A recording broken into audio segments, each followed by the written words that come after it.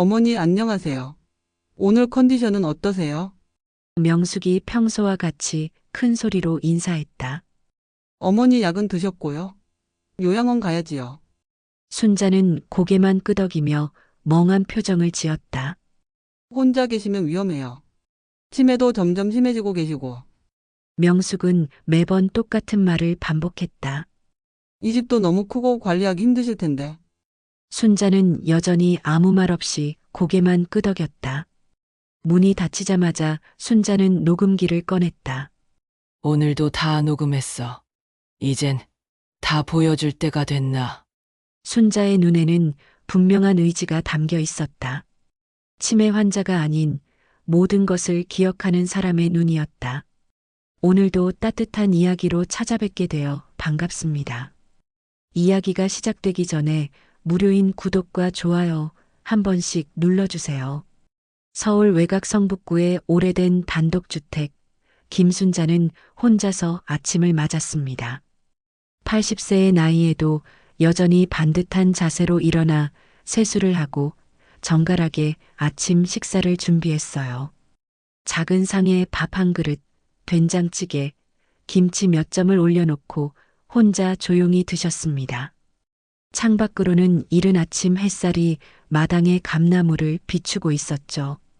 순자는 식사를 마치고 거실로 이동해 소파에 앉았습니다. 텔레비전을 틀어놓았지만 소리는 작게 해두었어요. 오늘도 자식들 중 누군가는 들를 테니까요. 이 집은 순자가 남편과 함께 40년 전에 마련한 곳이었습니다. 당시에는 꽤 외진 곳이었지만 이제는 개발이 되면서 제법 갓나가는 동네가 되었어요. 마당도 넓고 집도 크지만 혼자 살기에는 너무 컸죠. 하지만 순자에게는 추억이 깃든 소중한 공간이었습니다. 거실 한쪽 벽에는 가족 사진들이 걸려 있었어요. 자식들이 어렸을 때 찍은 사진들, 명절 때 모여서 찍은 사진들. 그 사진 속 자식들의 밝은 모습과 지금의 모습을 비교하며 순자는 가슴이 아팠습니다. 언제부터 이렇게 변했을까요? 오전 10시쯤 현관문이 열리는 소리가 들렸습니다. 장녀 명숙이 들어오며 큰 소리로 인사했어요. 어머니, 안녕하세요.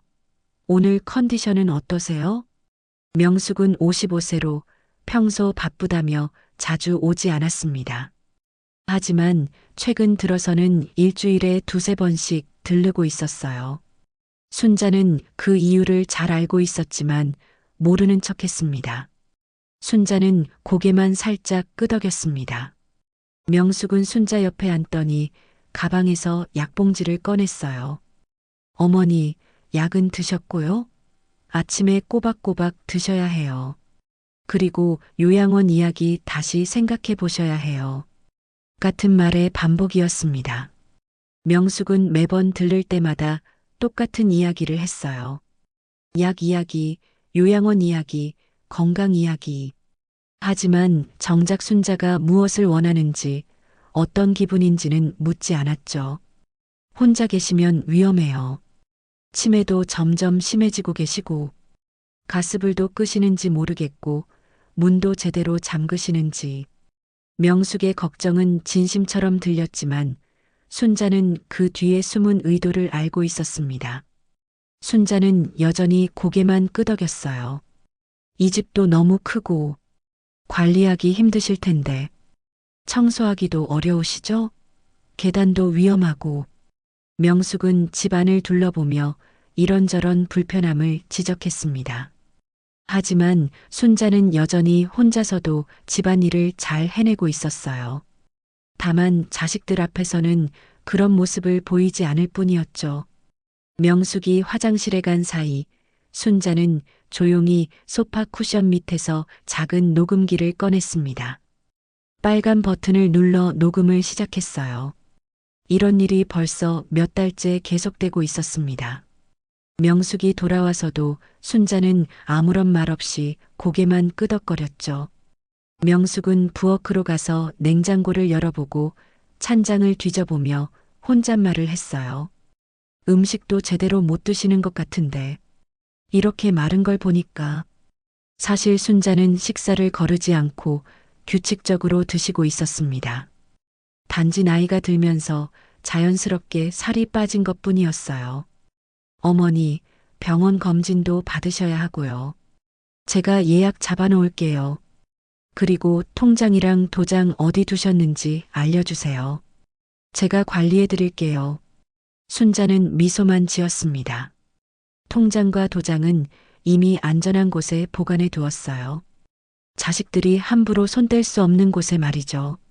명숙은 1시간 정도 더 머물다가 일이 있다며 서둘러 나갔어요. 내일 또 올게요. 약 꼬박 드세요. 그리고 요양원 이야기 진지하게 생각해 보세요. 문이 닫히자마자 순자는 녹음기를 다시 꺼냈습니다. 녹음을 멈추고 다른 녹음기를 꺼내어 재생 버튼을 눌렀어요. 명숙의 목소리가 흘러나왔습니다. 이 집 팔면 얼마나 될까요? 요양원비 생각하면. 그리고 우리 애들 대학 등록금도 있고. 이건 지난주 명숙이 남편과 나눈 대화였습니다. 순자가 화장실에 갔을 때 거실에서 전화 통화를 한 내용이었어요. 순자는 그때도 문 뒤에서 조용히 녹음했었죠. 오후에는 명숙이 남기고 간 약들을 정리했습니다. 순자는 처방전을 자세히 읽어봤어요.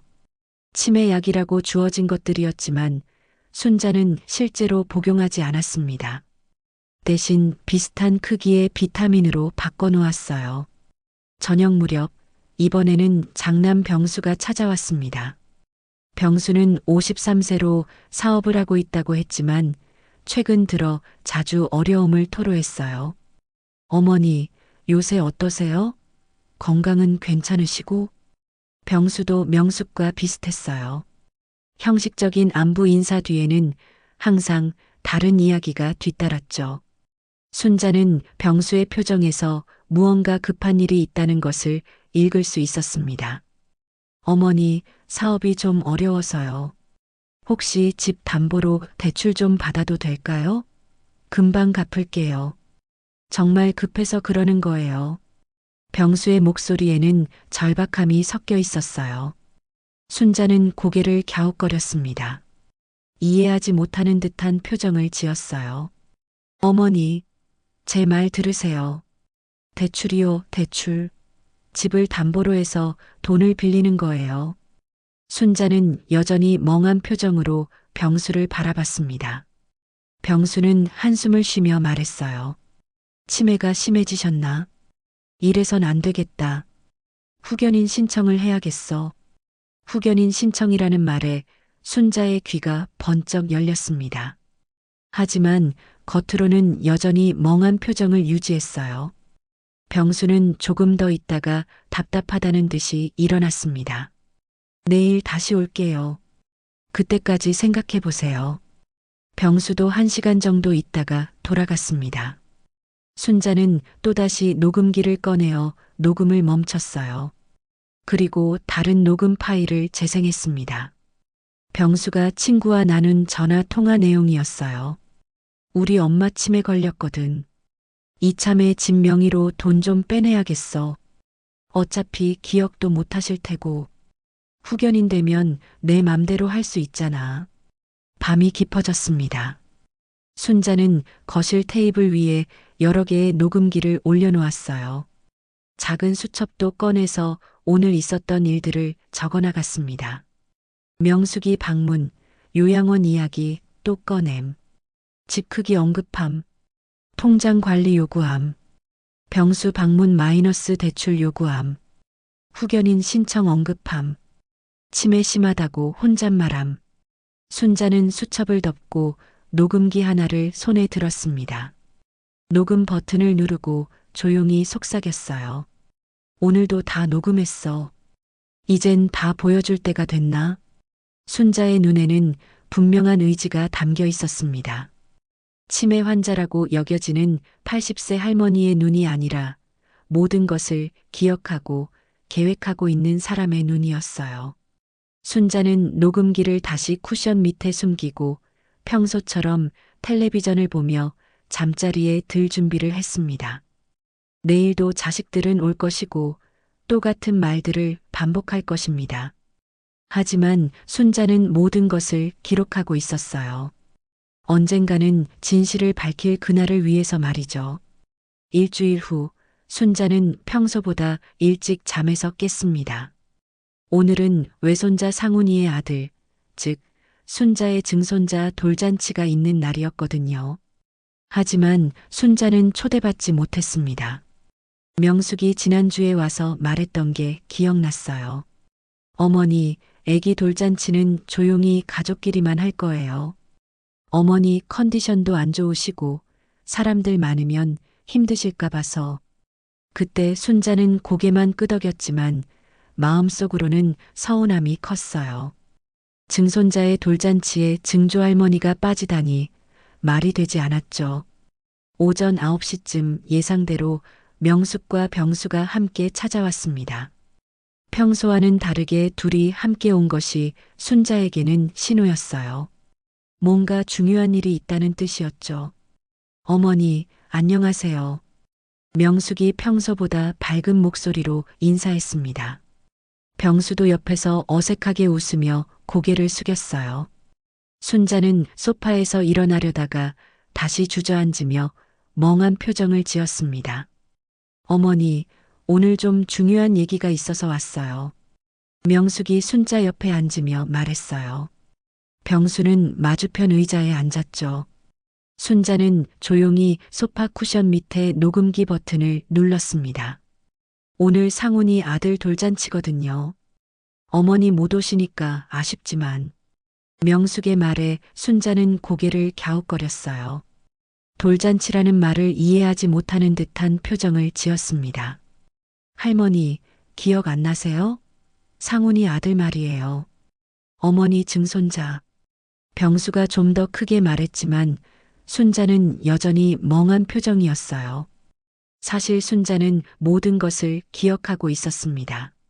상훈이가 결혼할 때도 아들이 태어났을 때도 모두 기억하고 있었어요. 어머니 상태가 많이 안 좋아지셨네. 명숙이 한숨을 쉬며 말했습니다. 그리고 가방에서 서류 몇 장을 꺼냈어요. 그래서 오늘 이 서류들 좀 처리하려고 해요. 어머니, 유언장 말인데요. 순자의 귀가 번쩍 열렸지만 겉으로는 여전히 무관심한 표정을 유지했어요. 예전에 작성하신 유언장이 있잖아요. 근데 어머니 상태가 이러시니까 좀 더 현실적으로 바꿔야 할 것 같아서요. 병수가 서류를 펼치며 설명했습니다. 순자는 서류를 흘깃 보았지만 내용을 이해하지 못하는 듯 했어요. 간단해요. 집이랑 재산을 저희가 관리하겠다는 내용이에요. 어머니 치매도 심해지고 계시니까 저희가 대신 처리해드리는 거죠. 명숙의 설명을 들으며 순자는 속으로 놀랐습니다. 자식들이 이렇게까지 나올 줄은 몰랐어요. 하지만 겉으로는 계속 멍한 표정을 유지했습니다. 도장만 찍어주시면 돼요. 여기 이름도 써주시고. 병수가 볼펜을 순자 손에 쥐어주었어요. 순자는 볼펜을 받아들고는 어디에 써야 하는지 모르겠다는 듯 두리번거렸습니다. 여기요, 어머니. 여기에 김순자라고 써주세요. 명숙이 서류의 한 부분을 가리키며 말했어요. 순자는 볼펜을 든 채로 잠시 멈춰 있었습니다.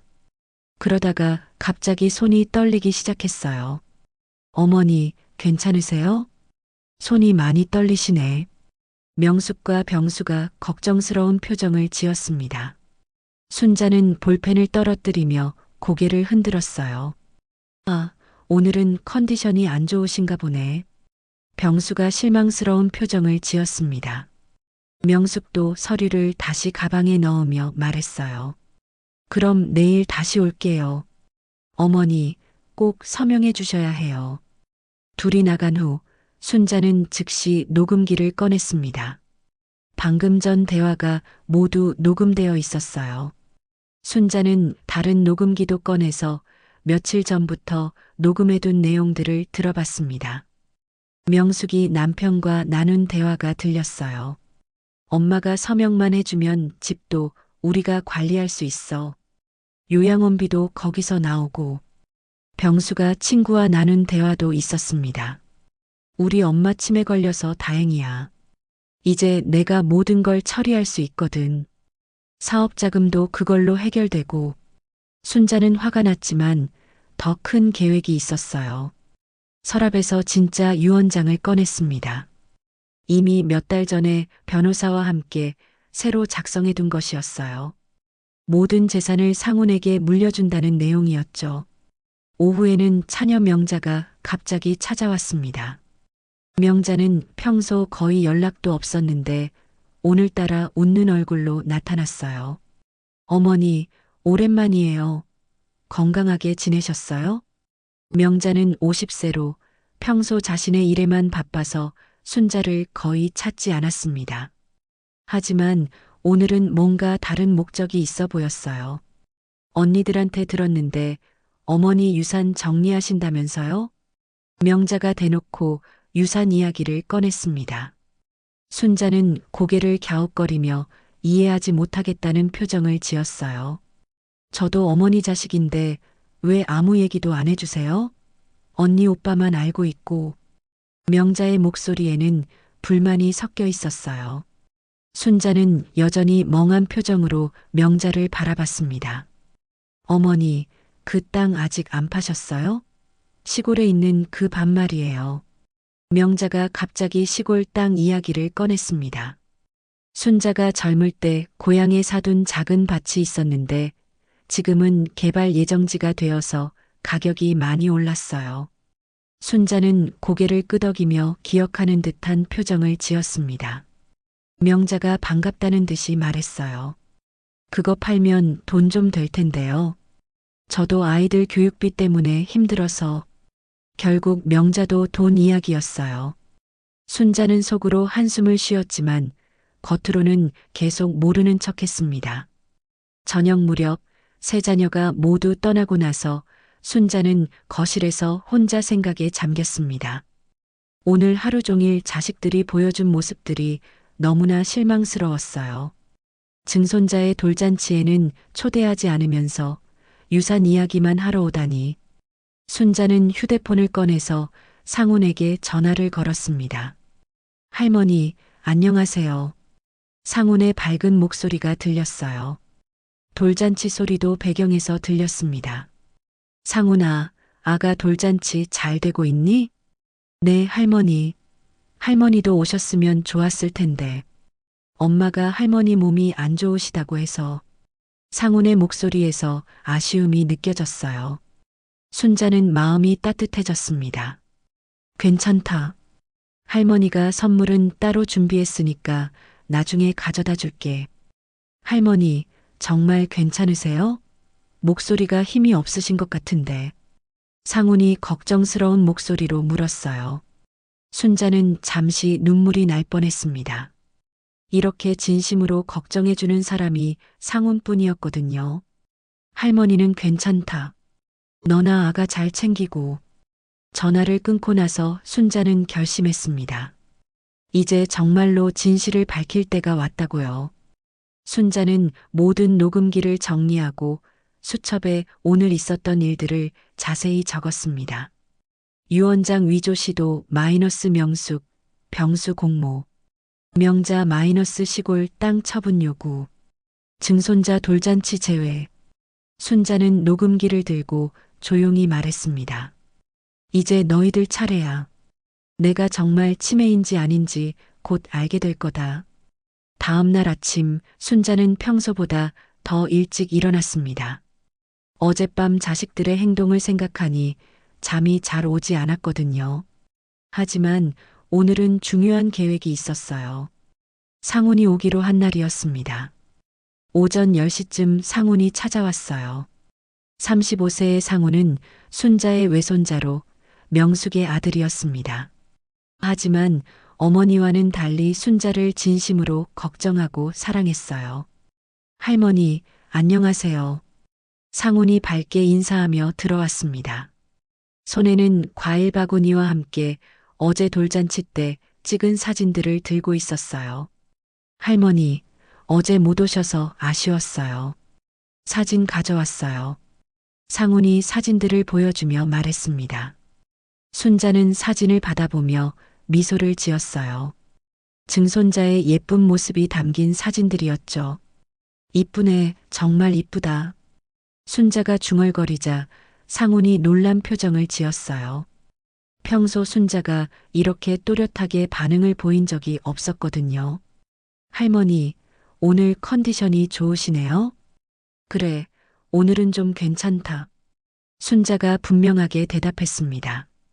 상훈은 의아한 표정을 지었어요. 어머니 명숙이 말하던 것과는 너무 다른 모습이었거든요. 할머니, 혹시 저 물어봐도 될까요? 상훈이 조심스럽게 말을 꺼냈습니다. 순자는 고개를 끄덕였어요. 할머니, 정말 치매세요? 직설적인 질문이었습니다. 순자는 잠시 상훈을 바라보다가 부엌으로 가서 차를 끓이기 시작했어요. 찻잔을 준비하고 과자도 접시에 담아 가져왔습니다. 어릴 적 내가 거북이 사달라고 했던 거 기억해. 순자가 갑자기 말했습니다. 상훈의 눈이 커졌어요. 그건 상훈이 7살 때 일이었거든요. 거북이를 키우고 싶어서 할머니에게 조르던 기억이 있었어요. 할머니, 그것까지 기억하세요? 너 12살 때 자전거 타다가 넘어져서 무릎 다쳤을 때도 기억하고 고등학교 졸업할 때 할머니가 용돈 100만 원 준 것도 기억해. 순자가 차례차례 말하자 상훈은 더욱 놀랐습니다. 모든 것이 정확했거든요. 그럼 할머니는 치매가 아니야. 다 기억하고 있어. 순자가 단호하게 말했습니다. 상훈은 그 순간 확신했어요. 할머니는 아무것도 잊지 않았다는 것을. 그럼 왜 엄마들 앞에서는 내 엄마랑 삼촌들이 뭘 하는지 다 알고 있어. 그래서 모르는 척 하는 거야. 순자가 한숨을 쉬며 말했습니다. 상훈은 어머니와 삼촌들이 평소 할머니에 대해 어떻게 말하는지 알고 있었어요. 할머니, 그럼 유원장 이야기도 다 들었어. 어제도 너희 엄마랑 삼촌이 와서 서류에 도장 찍으라고 했지. 순자는 소파 쿠션 밑에서 녹음기 하나를 꺼냈습니다. 재생 버튼을 누르자 명숙과 병수의 목소리가 흘러나왔어요. 간단해요. 집이랑 재산을 저희가 관리하겠다는 내용이에요. 상훈은 충격을 받았습니다. 어머니들이 할머니를 속이려고 했던 것이었어요. 할머니, 이걸로 뭘 하시려고요? 상훈이 걱정스럽게 물었습니다. 순자는 잠시 창밖을 바라보다가 말했어요. 기억은 증거가 돼. 그리고 심판이 되지. 순자의 목소리에는 결연한 의지가 담겨 있었어요. 상훈은 할머니가 지금까지 얼마나 힘들었을지 생각해 보니 마음이 아팠습니다. 할머니, 제가 도와드릴 수 있는 게 있을까요? 고맙다, 상훈아. 하지만 이건 할머니가 혼자 해야 할 일이야. 그때 현관문이 열리는 소리가 들렸습니다. 병수가 들어오고 있었어요. 순자는 재빨리 녹음기를 숨기고 상훈에게 눈짓했습니다. 평소처럼 행동하라는 뜻이었죠. 어머니, 안녕하세요. 상훈이도 왔네? 병수가 들어오며 인사했습니다. 순자는 다시 멍한 표정을 지었고 상훈은 어색하게 웃었어요. 삼촌, 안녕하세요. 어머니, 어제 서류 이야기 기억하시죠? 오늘은 꼭 서명해 주셔야 해요. 병수가 다시 서류를 꺼냈습니다. 순자는 서류를 보며 고개를 갸웃거렸어요. 상훈은 그 모습을 보며 할머니의 연기에 감탄했습니다. 어머니, 여기 이름만 써주시면 돼요. 상훈아, 내가 할머니 좀 도와드려.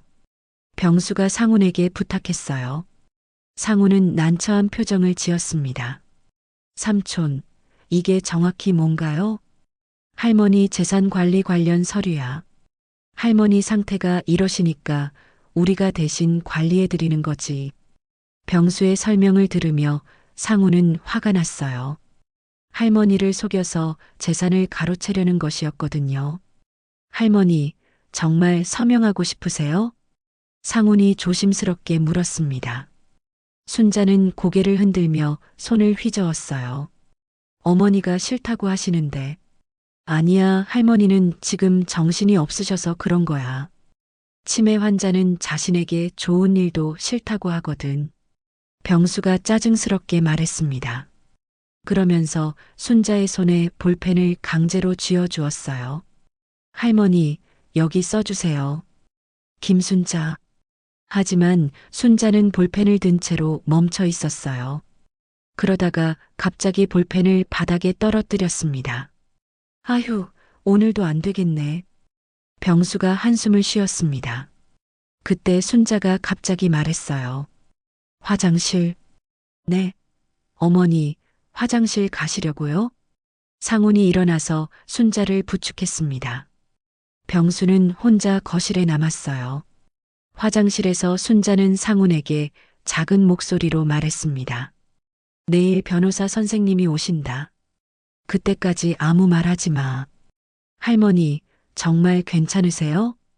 괜찮아. 이제 시작이야. 순자의 눈빛이 번뜩였습니다.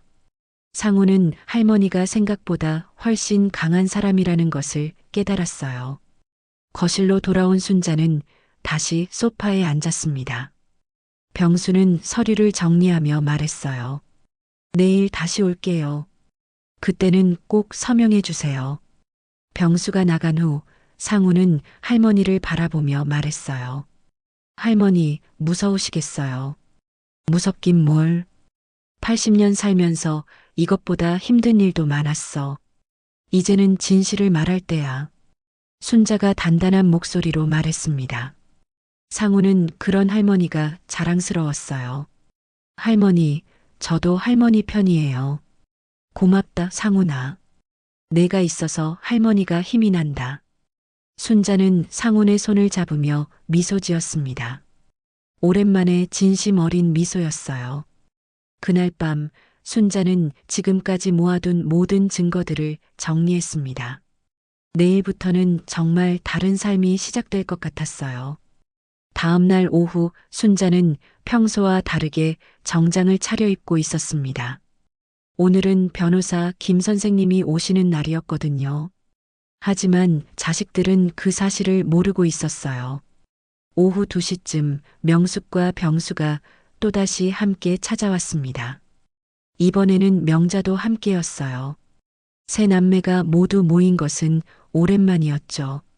어머니, 안녕하세요. 명숙이 평소보다 더 큰 목소리로 인사했습니다. 순자는 멍한 표정으로 세 자녀를 바라봤어요. 어머니, 오늘은 꼭 서류 처리해야 해요. 미룰 수가 없어요. 병수가 서둘러 말하며 서류를 펼쳤습니다. 명자도 옆에서 고개를 끄덕였어요. 어머니, 저도 왔으니까 오늘은 꼭 해결하죠. 세 자녀가 순자를 둘러싸고 앉았습니다. 순자는 고개를 갸웃거리며 서류를 내려다봤어요. 어머니, 여기 이름만 써주시면 돼요. 김순자. 명숙이 볼펜을 순자 손에 쥐어주었습니다. 순자는 볼펜을 받아들고는 어디에 써야 하는지 모르겠다는 듯 두리번거렸어요. 여기요, 어머니. 이 줄에. 병수가 서류의 한 부분을 가리켰습니다. 그때 순자는 갑자기 서류를 자세히 들여다보기 시작했어요. 이게 뭐라고 적혀 있지? 순자가 중얼거렸습니다. 자녀들은 놀란 표정을 지었어요. 평소 글을 읽지 못하는 척하던 순자가 갑자기 글자에 관심을 보인 것이었거든요. 어머니, 그냥 이름만 써주세요. 내용은 신경 안 쓰셔도 돼요. 명자가 서둘러 말했습니다. 하지만 순자는 계속 서류를 뚫어지게 바라봤어요. 재산, 관리, 위임? 순자가 천천히 읽기 시작했습니다. 자녀들은 당황했어요. 어머니, 갑자기 글을 읽으시네요? 어머니, 오늘 컨디션이 좋으신가 봐요. 명숙과 병수가 서로 눈치를 보며 말했습니다. 순자는 서류를 내려놓고 세 자녀를 차례로 바라봤어요. 너희들, 할머니 재산을 가져가려는 거니?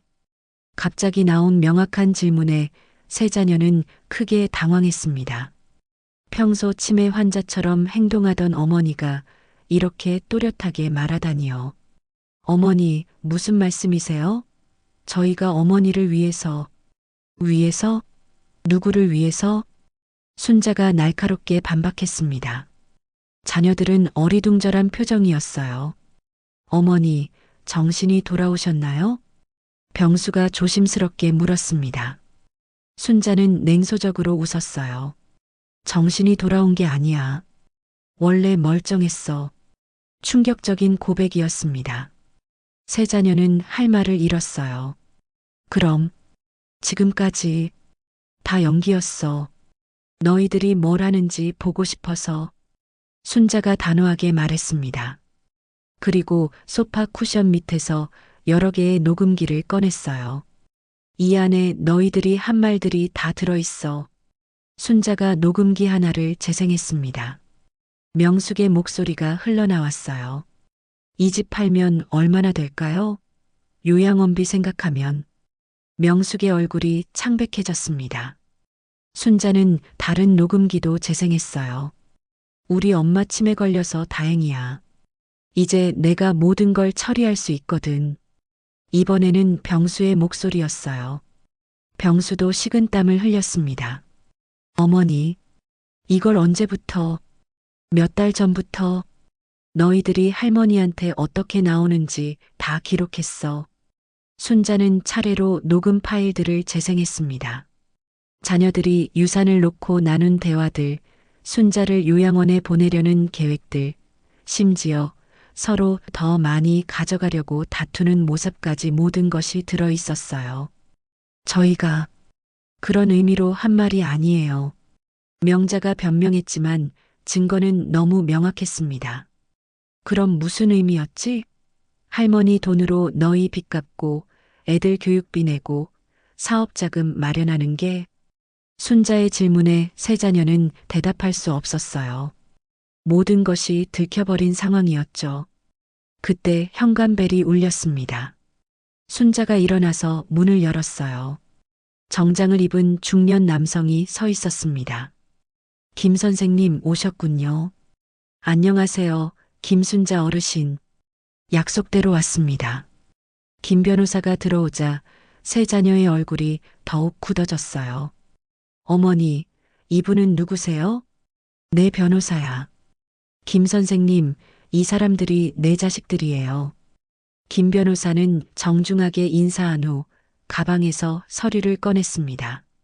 어르신께서 의뢰하신 유언장 작성이 완료되었습니다. 유언장?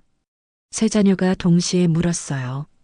순자는 미소를 지으며 말했어요. 그래, 새로 쓴 유언장. 너희들이 위조하려던 그런 게 아니라 진짜로. 김 변호사가 유언장을 펼쳐 보였습니다. 김순자 어르신의 모든 재산은 외손자 윤상훈 씨에게 상속됩니다. 충격적인 내용이었습니다. 세 자녀는 믿을 수 없다는 표정이었어요. 어머니, 이건 법적으로 무효해요. 자식들을 제쳐두고. 병수가 소리쳤지만 김 변호사가 차분히 설명했어요. 어르신께서는 정신감정도 받으셨고 모든 법적 절차를 거쳤습니다. 완전히 유효한 유언장입니다. 그리고 이것도 보세요. 순자가 또 다른 녹음기를 꺼냈어요. 며칠 전 세 자녀가 유언장 위조를 시도했던 장면이 모두 녹음되어 있었습니다. 유언장 위조는 형법상 범죄예요. 김 변호사의 말에 세 자녀는 아무 말도 할 수 없었어요. 나쁘다고 생각 안 해. 하지만 실망스러워. 할머니를 사람 취급도 안 하고 치매라고 무시하고. 순자의 목소리에는 깊은 슬픔이 담겨 있었어요. 할머니가 언제 너희들한테 뭘 아까워한 적 있니? 너희 결혼할 때도 애들 키울 때도 다 도와줬잖아. 세 자녀는 고개를 숙였습니다. 어머니 말이 모두 사실이었거든요. 하지만 너희들은 할머니가 늙고 병들었다고 생각하니까 이용하려고만 했어. 순자는 김 변호사에게 고개를 끄덕였어요. 모든 절차가 완료되었다는 신호였습니다. 어르신, 그럼 저는 이만 가보겠습니다. 필요하시면 언제든 연락 주세요. 김 변호사가 나간 후 거실에는 무거운 침묵이 흘렀습니다. 순자는 세 자녀를 바라보며 마지막으로 말했어요. 이제부터 할머니 일은 상훈이가 도와줄 거야. 너희들은 이제 그만 와도 돼. 세 자녀는 아직도 상황을 받아들이지 못하고 있었어요. 어머니, 정말 이럴 거예요? 명숙이 떨리는 목소리로 먼저 입을 열었습니다. 눈가에는 눈물이 맺혀 있었어요. 우리가 잘못한 건 인정해요. 하지만 어머니가 우리 친자식들을 이렇게 버리실 거예요? 순자는 한참 동안 명숙을 바라보다가 천천히 말했어요. 버린 게 아니야. 너희가 먼저 할머니를 버렸잖아. 그게 무슨, 언제부터 할머니를 사람으로 봤니? 치매 걸린 늙은이로만 보지 않았어? 순자의 질문에 명숙은 대답할 수 없었습니다. 지난 몇 달간 어머니를 대했던 자신의 태도를 돌이켜보니 부끄러웠거든요. 정말로 어머니를 치매 환자로만 봤던 것 같았어요. 병수가 나서서 말했어요. 어머니, 저희가 서툴렀던 것 같아요.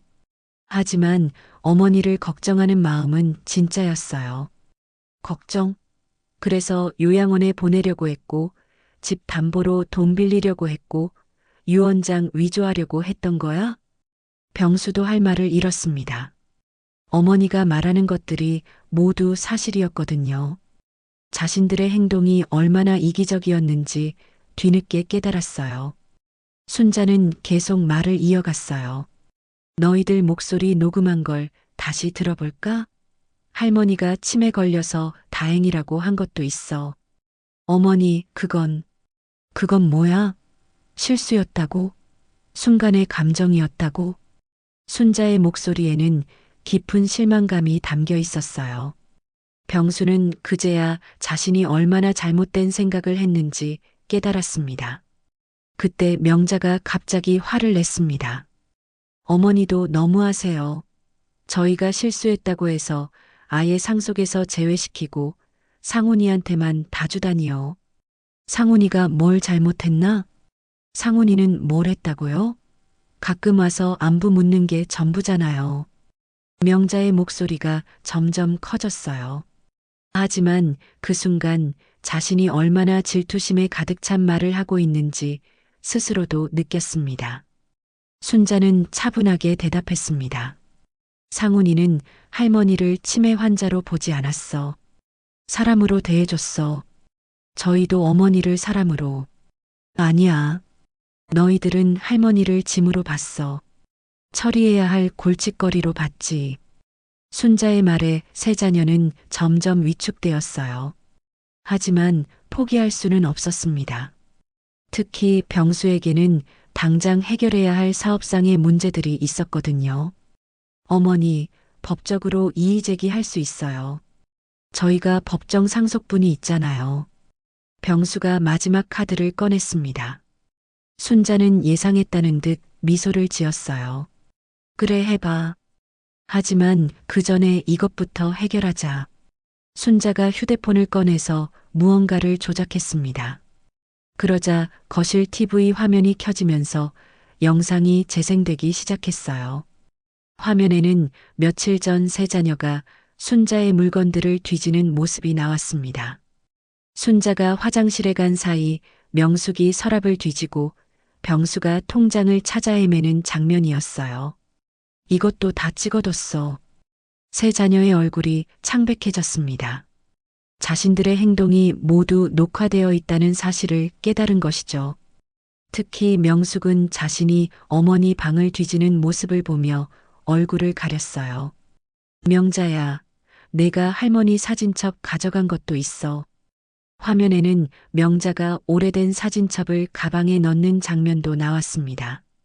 그 사진첩에는 순자의 젊은 시절 사진들과 돌아가신 남편과의 추억이 담겨 있었어요. 명자는 그걸 팔아서 돈으로 바꾸려고 했던 것이죠. 어머니, 언제부터 이런 준비를, 너희들이 할머니를 치매 환자로 만들려고 한순간부터, 몇 달 전부터 다 준비했어. 순자는 TV를 끄고 세 자녀를 다시 바라봤어요. 아이들이 어렸을 때는 정말 순수하고 착했는데 언제부터 이렇게 변했을까 하는 생각이 들었습니다. 이제 알겠지? 할머니가 얼마나 선명하게 모든 걸 기억하고 있는지. 그때 현관문이 열리는 소리가 들렸습니다. 상훈이 들어오고 있었어요. 할머니, 안녕하세요. 엄마, 삼촌들도 다 오셨네요? 상훈이 어색한 분위기를 감지하며 조심스럽게 말했습니다. 거실의 무거운 공기가 그대로 느껴졌거든요. 순자가 상훈을 반갑게 맞았어요. 상훈아, 잘 왔다. 할머니가 너한테 할 말이 있어. 네, 할머니. 상훈이 순자 옆에 앉자 명숙이 아들을 째려봤어요.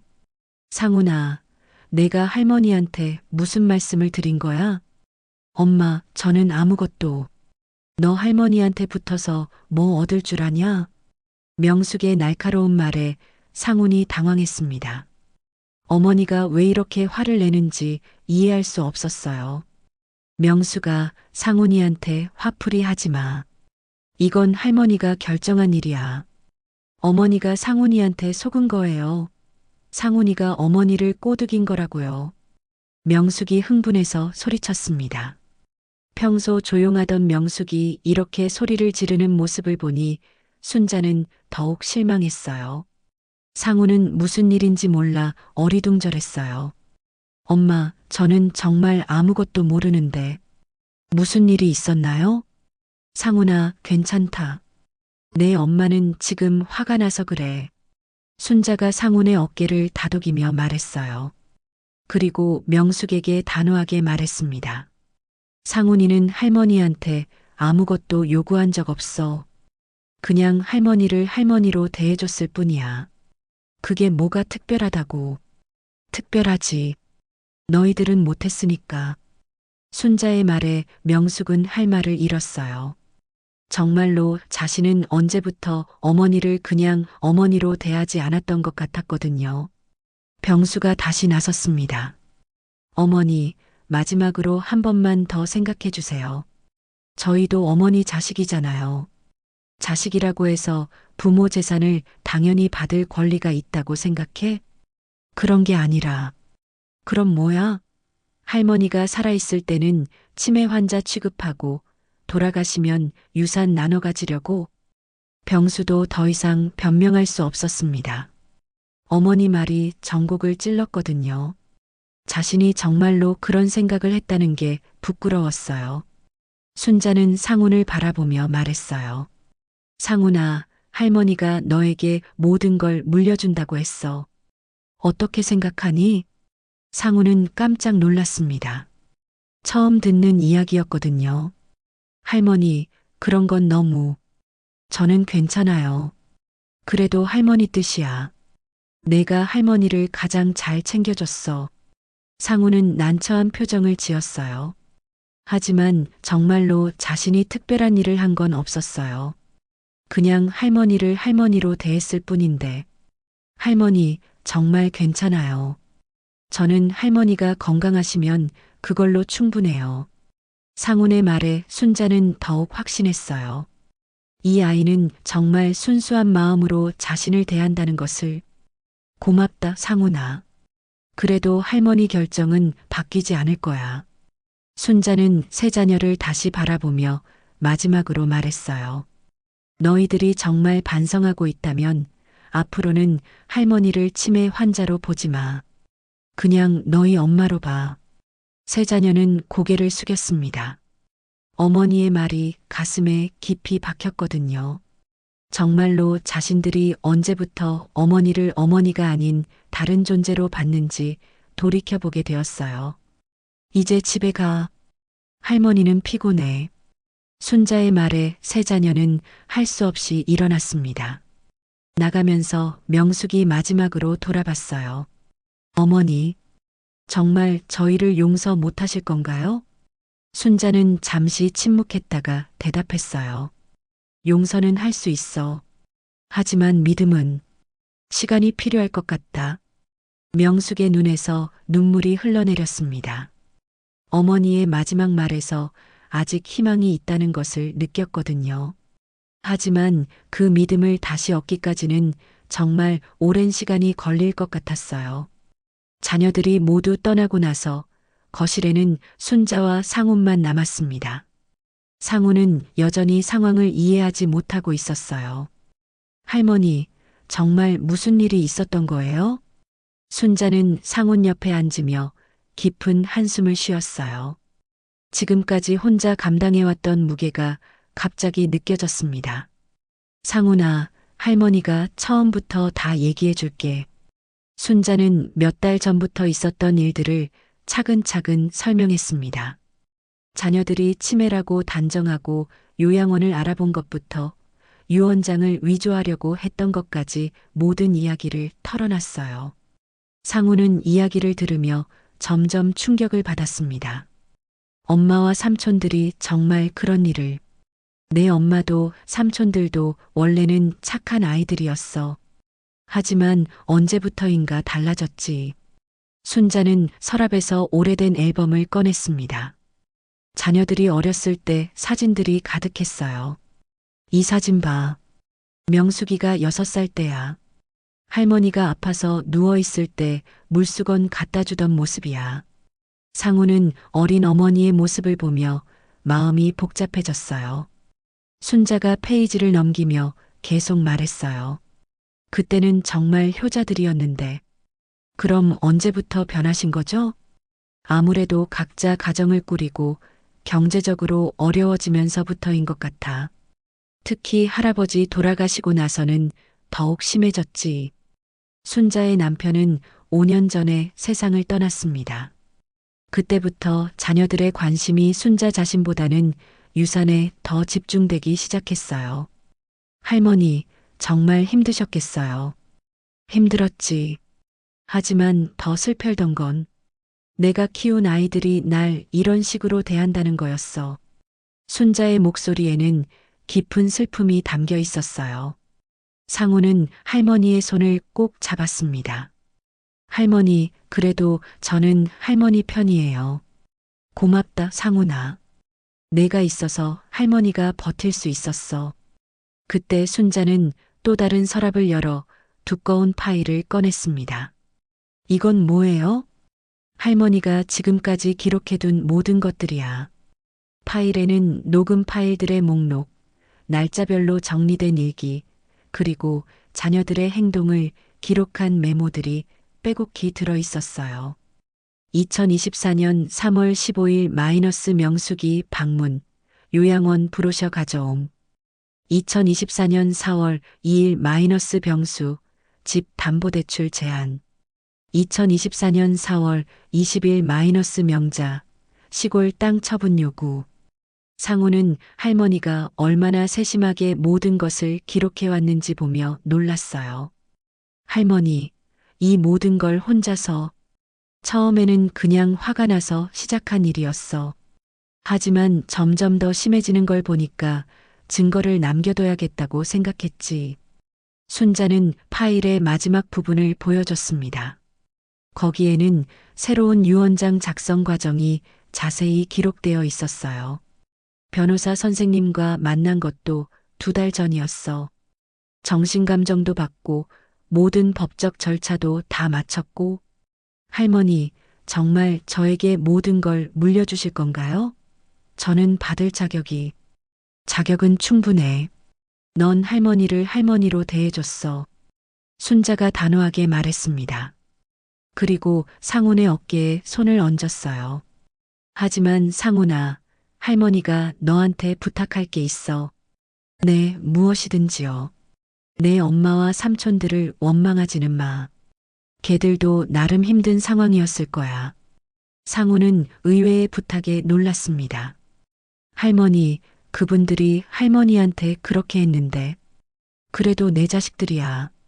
할머니는 화나고 실망스럽지만 미워하지는 않아. 순자의 말에서 어머니로서의 마음이 느껴졌어요. 아무리 서운해도 자식은 자식이었던 것이죠.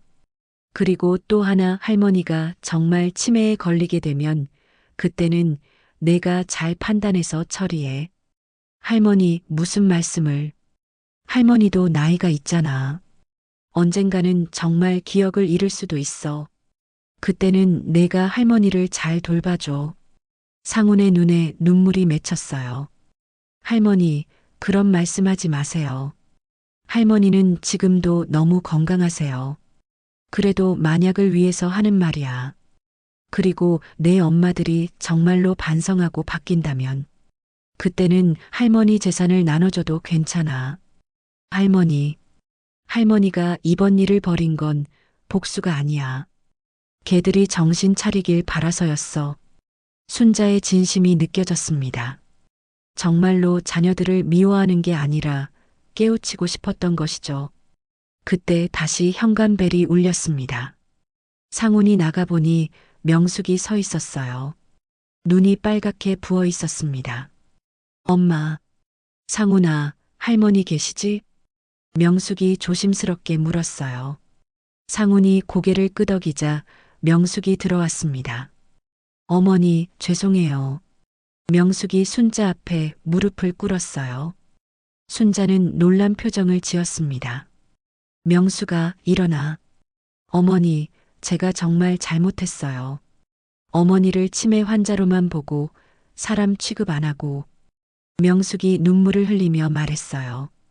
집에 가서 생각해 보니까 제가 언제부터 어머니를 돈으로만 봤는지 모르겠어요.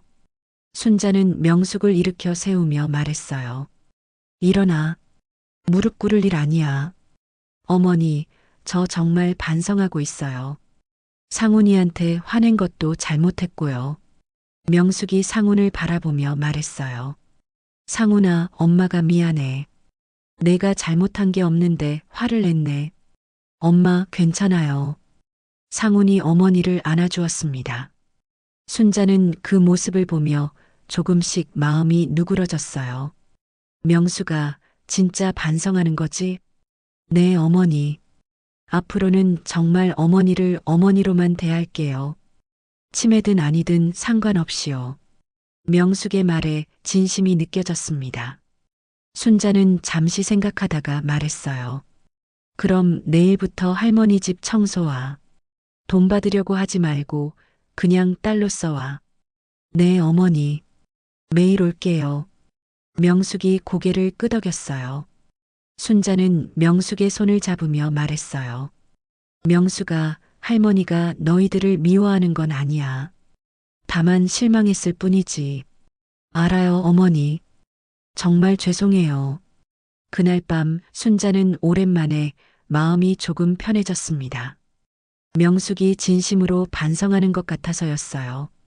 하지만 병수와 명자는 아직 확신할 수 없었습니다.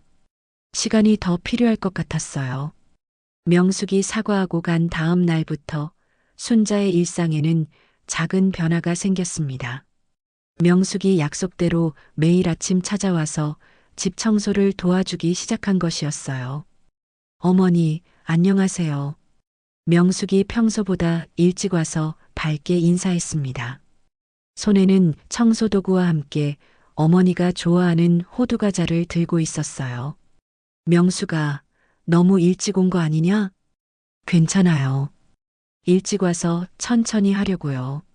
명숙은 정말로 달라진 모습이었습니다.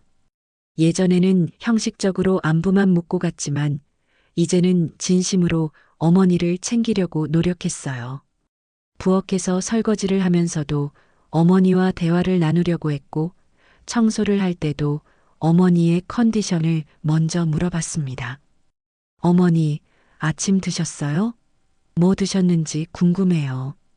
응, 죽 끓여서 먹었어. 아, 그럼 소화가 잘 되셨겠네요. 요즘 속은 어떠세요?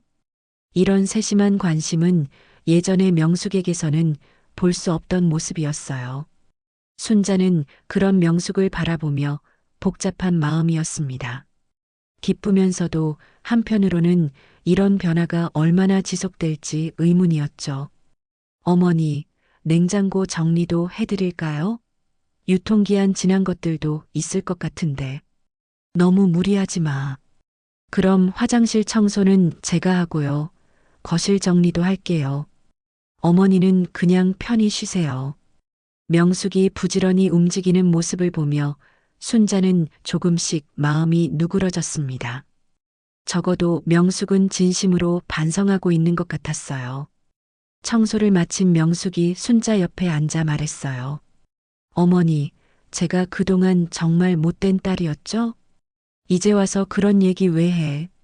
정말 후회돼요.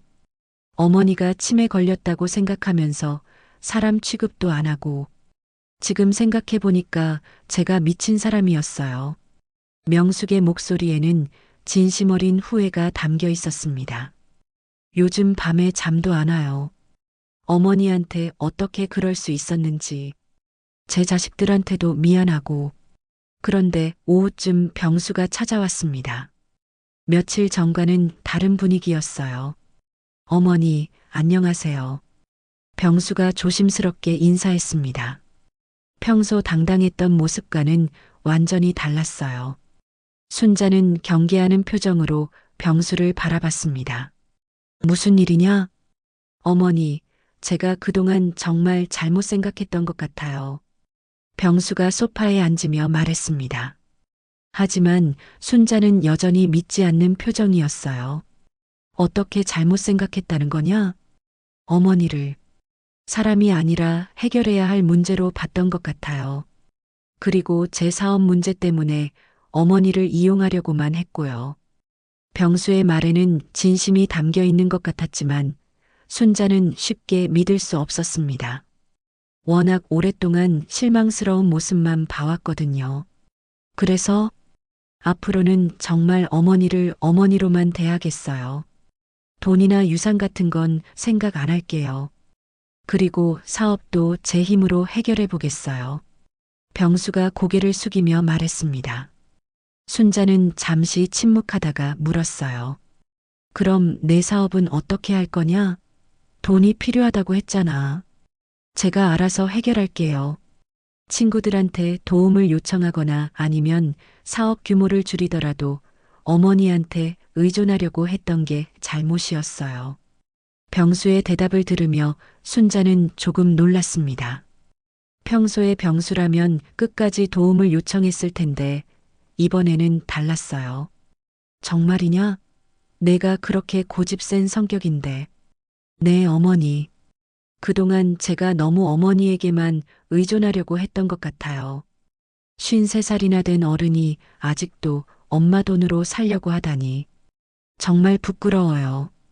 병수가 진심으로 말하는 것 같았지만 순자는 여전히 조심스러웠습니다. 너무 갑작스러운 변화였거든요. 저녁 무렵 상훈이 찾아왔습니다. 할머니의 안부를 확인하러 오는 것이 이제 일상이 되었어요. 할머니, 오늘 하루 어떠셨어요? 명숙이가 와서 청소해줬어. 병수도 사과하러 왔고. 정말요? 삼촌이요? 상훈이 놀란 표정을 지었습니다. 응, 그런데 할머니는 아직 믿기지 않아. 왜요? 너무 갑자기 바뀐 것 같아서. 며칠 전까지만 해도 할머니 돈에만 관심 있었는데. 순자의 우려는 당연했습니다. 사람이 하루아침에 바뀔 수는 없으니까요. 할머니 말씀이 맞아요. 저도 조금 의외예요. 그래서 할머니가 좀 더 지켜보려고 해. 진짜로 바뀐 건지 아니면 또 다른 계산이 있는 건지. 그때 또다시 현관벨이 울렸습니다. 이번에는 명자였어요. 어머니, 안녕하세요. 명자도 며칠 전과는 완전히 다른 모습이었습니다. 평소 무뚝뚝했던 명자가 조심스럽게 말을 꺼냈어요. 어머니, 제가 가져간 사진첩 돌려드리려고 왔어요. 명자가 가방에서 오래된 사진첩을 꺼냈습니다. 순자는 그 사진첩을 받아보며 안도했어요. 고맙다. 이거 없어져서 마음 아팠는데. 어머니, 정말 죄송해요. 제가 정신이 나갔었나 봐요. 어머니 추억이 담긴 소중한 물건을 어떻게 그럴 수가 있었는지.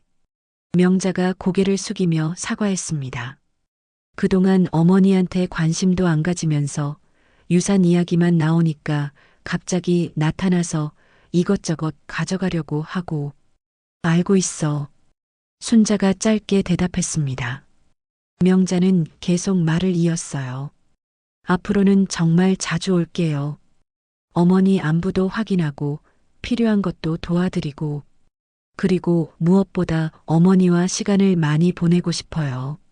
세 자녀가 모두 사과하고 변화하겠다고 약속했지만 순자는 여전히 확신할 수 없었습니다. 너무 오랫동안 실망스러운 모습만 봐왔거든요. 며칠 후 정말로 세 자녀의 태도가 바뀌었습니다. 명숙은 매일 와서 집안일을 도와줬고 병수는 어머니의 건강을 챙겼으며 명자도 주말마다 찾아와 함께 시간을 보냈어요. 하지만 순자는 이런 변화가 진심인지 아니면 유산 때문인지 확신할 수 없었습니다. 그래서 마지막 테스트를 해보기로 했어요. 어느 날 저녁 순자는 세 자녀와 상훈을 모두 불러 모았습니다. 너희들한테 할 말이 있어서 불렀어. 세 자녀는 긴장한 표정이었고 상훈은 궁금한 표정이었어요. 요즘 너희들이 많이 바뀐 것 같아서 할머니도 생각을 바꿔보려고 해. 어머니, 유언장을 다시 쓸까 생각 중이야. 순자의 말에 세 자녀의 눈이 커졌습니다. 상훈도 놀란 표정을 지었어요. 어머니, 그럼 아직 결정한 건 아니야. 하지만 너희들이 정말로 변했다면 고려해 볼 수 있어. 명숙이 먼저 말했어요. 어머니, 저는 상관없어요. 유산 때문에 어머니한테 잘하는 게 아니거든요. 정말이냐? 네, 어머니. 설령 제가 한 푼도 못 받는다고 해도 앞으로 계속 어머니를 잘 모실 거예요. 병수도 고개를 끄덕였어요. 저도 마찬가지예요.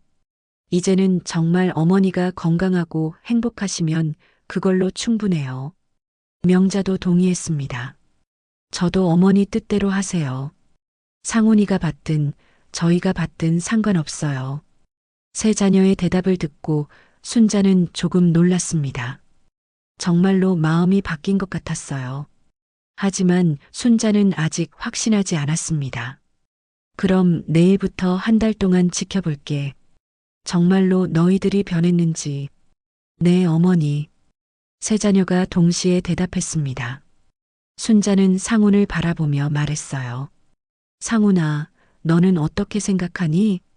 할머니가 결정하시는 게 맞다고 생각해요.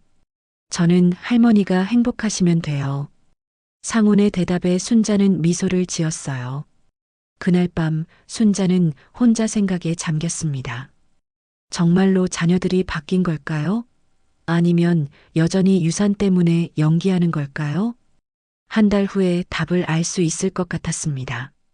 순자는 마지막으로 녹음기를 꺼내어 혼자 중얼거렸어요. 이제 정말 마지막 기회야. 이번에도 실망시키면 그때는 정말 끝이야. 순자의 마음 한편에는 여전히 자녀들에 대한 사랑이 남아 있었습니다. 하지만 더 이상 배신당하고 싶지는 않았어요. 이번이 정말 마지막 기회였죠. 한 달이 지났습니다. 순자가 자녀들에게 준 마지막 시험 기간이었어요. 이 한 달 동안 세 자녀들은 정말로 변한 모습을 보여주었습니다. 명숙은 하루도 빠지지 않고 찾아와서 어머니를 돌봤어요. 단순히 청소만 하는 것이 아니라 어머니와 대화를 나누고 함께 산책도 했습니다. 병수는 사업 이야기는 꺼내지 않고 오직 어머니의 건강만 챙겼죠. 명자도 주말마다 와서 어머니와 옛날 이야기를 나누며 시간을 보냈어요. 어머니, 오늘 날씨 좋은데 산책 나가실까요? 명숙이 제안했습니다. 순자는 고개를 끄덕였어요. 그래, 나가자. 동네 공원을 걸으며 명숙이 말했어요. 어머니, 제가 정말 바보였죠? 어머니가 치매라고 생각하고 사람 취급도 안 하고 지금 생각해보면 정말 미친 짓이었어요. 이제 그런 얘기 그만해. 아니에요. 제가 계속 반성해야 해요. 그래야 또 다른 실수를 안 하죠.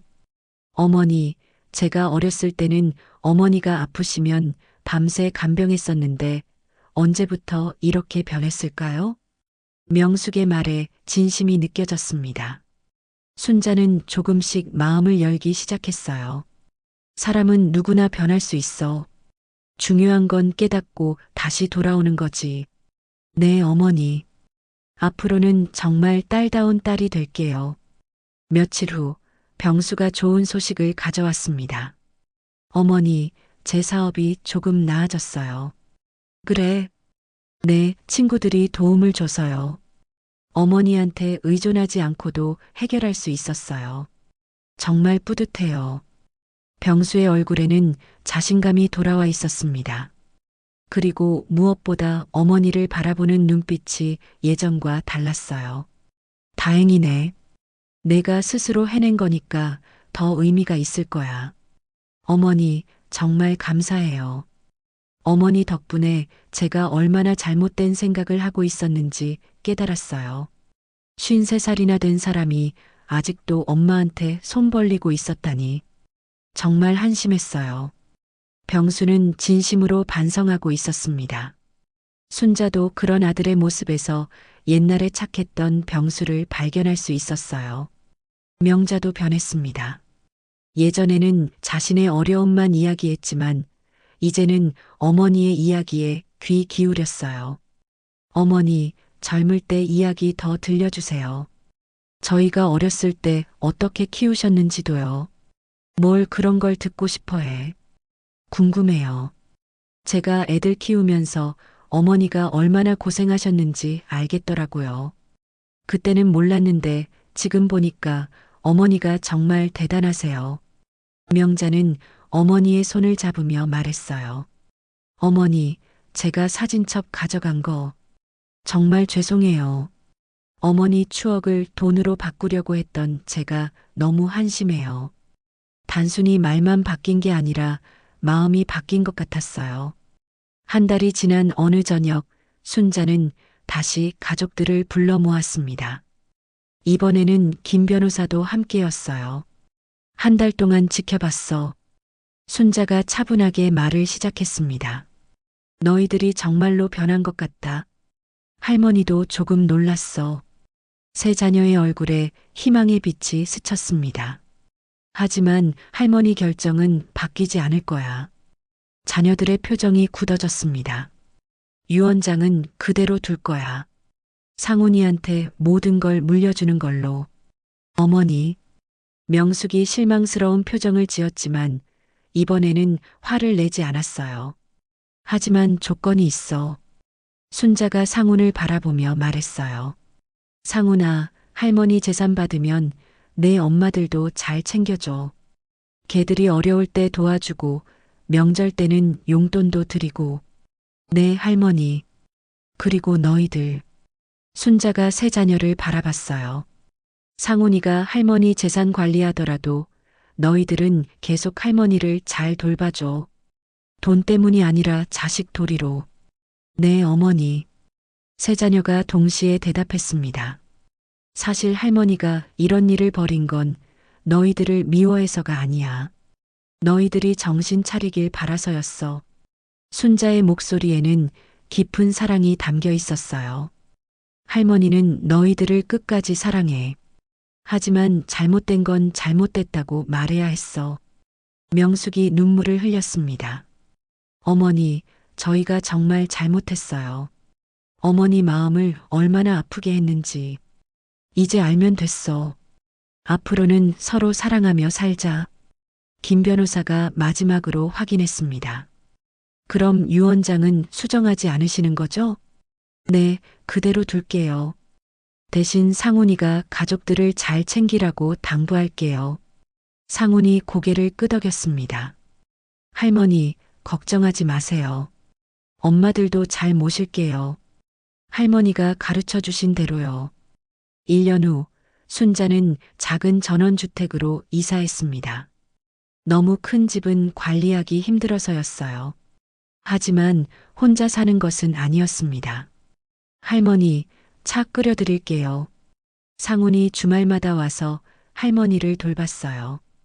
명숙, 병수, 명자도 번갈아 가며 찾아왔습니다. 예전과는 완전히 다른 모습으로요. 어머니, 오늘 날씨 좋네요. 정원에서 차 마실까요? 작은 정원에는 순자가 좋아하는 꽃들이 피어 있었어요. 자녀들이 함께 심어준 것들이었죠. 할머니, 나 어릴 때처럼 동화책 읽어주실 수 있어요? 상훈의 아들, 순자의 증손자가 할머니 무릎에 앉아 말했어요. 순자는 미소를 지으며 아이를 안아주었습니다. 그럼 할머니가 읽어줄게.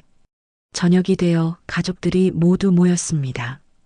예전과는 완전히 다른 분위기였어요. 서로를 배려하고 사랑하는 마음이 느껴졌습니다. 어머니, 감사해요. 명숙이 말했습니다. 뭘 고마워해. 어머니가 저희를 깨워주셔서요. 정말 감사해요. 만약 어머니가 그냥 넘어가셨다면 저희는 계속 그렇게 살았을 거예요. 순자는 자녀들을 바라보며 만족스러운 표정을 지었어요. 이제야 진짜 가족이 된 것 같았습니다. 그날 밤 순자는 마지막으로 녹음기를 꺼냈습니다.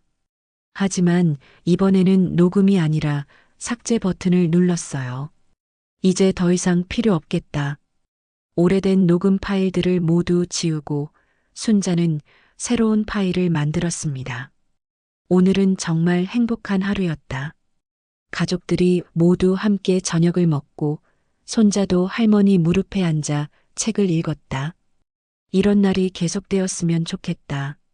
순자는 녹음기를 내려놓고 창밖을 바라봤습니다. 별이 반짝이는 밤하늘이 아름다웠어요. 기억은 증거가 되고 심판이 되기도 하지만 때로는 용서가 되고 사랑이 되기도 하는구나. 순자는 혼자 중얼거리며 미소를 지었습니다. 80세의 할머니가 마지막으로 가족에게 준 선물은 진정한 사랑이었어요. 귀한 시간 내어 함께 해주신 모든 분들께 진심으로 감사드립니다. 앞으로도 마음 따뜻해지는 이야기로 찾아뵐 테니 무료인 구독과 좋아요, 그리고 댓글로 많은 관심 부탁드려요.